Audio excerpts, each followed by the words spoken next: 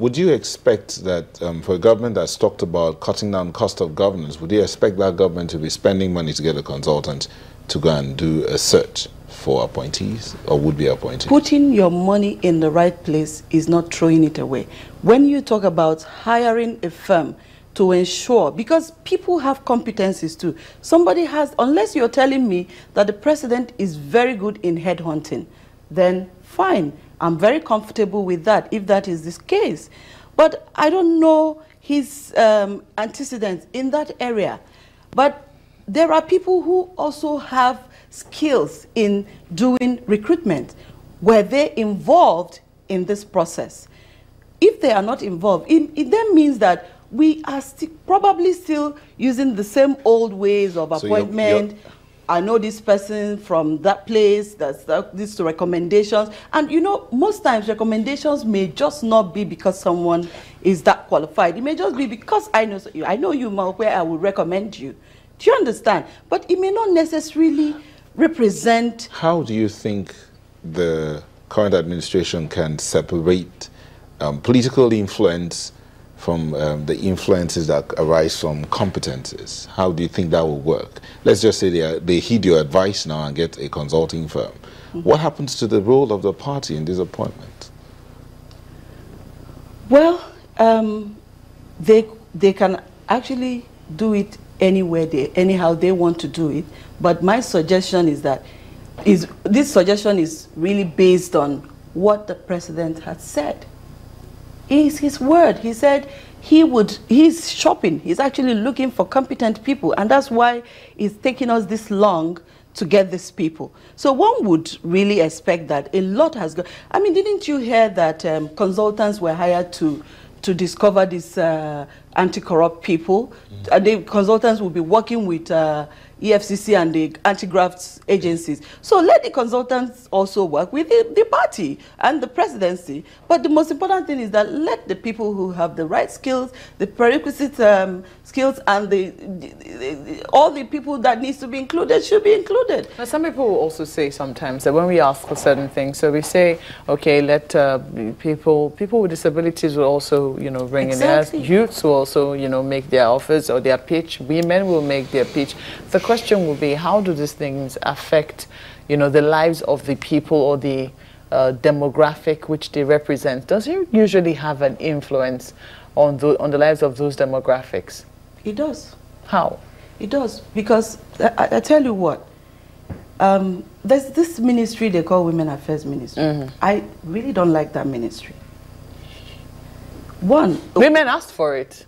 They pushed and pushed and pushed until something was created and it was named the Women Affairs Ministry.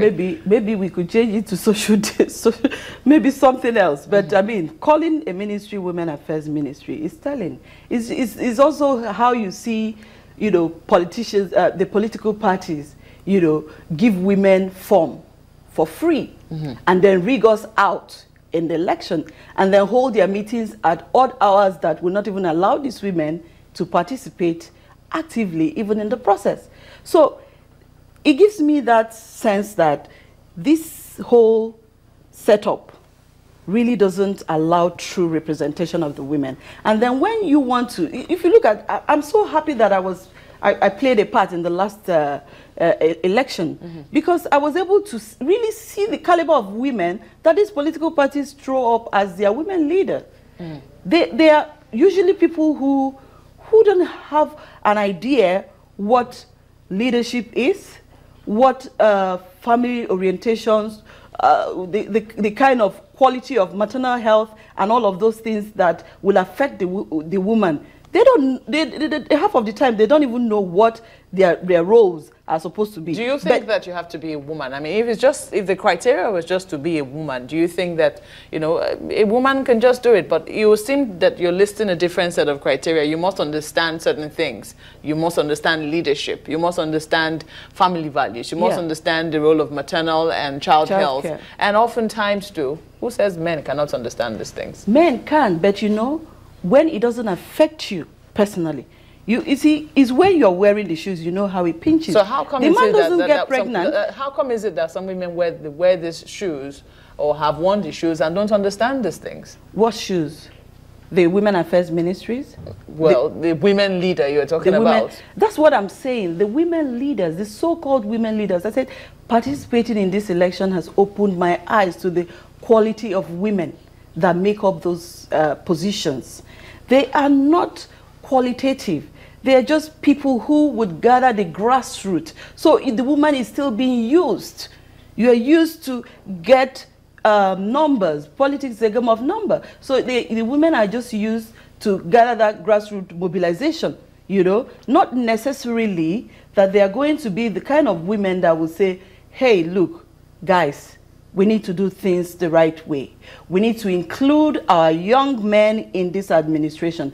We need to be able to provide trainings for the housewives who have been reduced to just sitting at home and nursing babies, and their brain gets, you know, drained eternally. We need to have trainings that will refresh the minds of these women. We need to be able to do things that are productive. Do you understand? You know, listen to you have hit on so many things, talking about looking at the resume of some great women, those that are almost coming in and those yet to be coming in. Yeah. And the part you played, we also had you in our series, Nigeria 2015, where you were talking about politics, not that. By the way, you were not APC, you were not PDP then, so we wanted to clear that. You are not APC, you are not PDP. But not look, ABGA. You're not ABGA. But looking at what you've gone through, especially your participation in the last election, how best do you think we can key women in, now especially that you also fought that nomenclature or that office of ministry called that of women. So if they don't have a Ministry of Women Affairs, in what way would you love to see the women participate better in our democracy? Well, the ministry can remain, it can be called a Ministry of Social Development, because you have issues like social safety nets and health safety nets that you really need to address.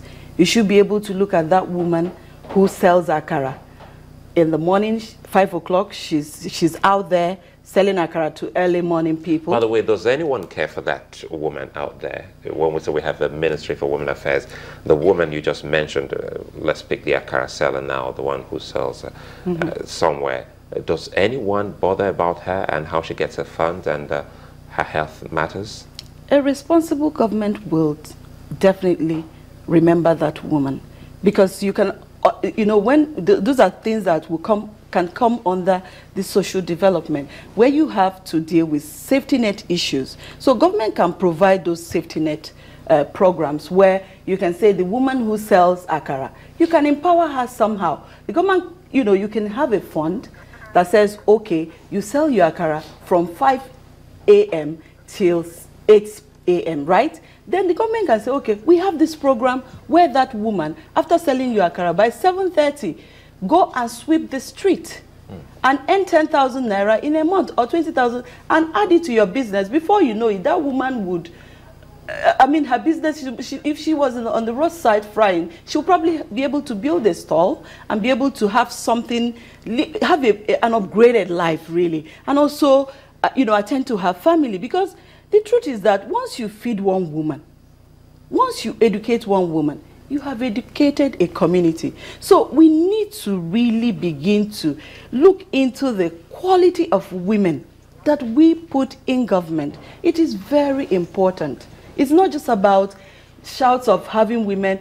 I, for one, I have never felt lower than a man, because I've always been given opportunity, and my parents also didn't distinguish between me and my brothers. We were all raised the same way and, you know, trained, sent to school. And that's what I want on the national scale. Exactly. We want that inclusion, even at the national, you know, level. Mary Ikoku, many thanks for coming. She's a gender rights advocate, and we've been speaking on inclusion in our democracy.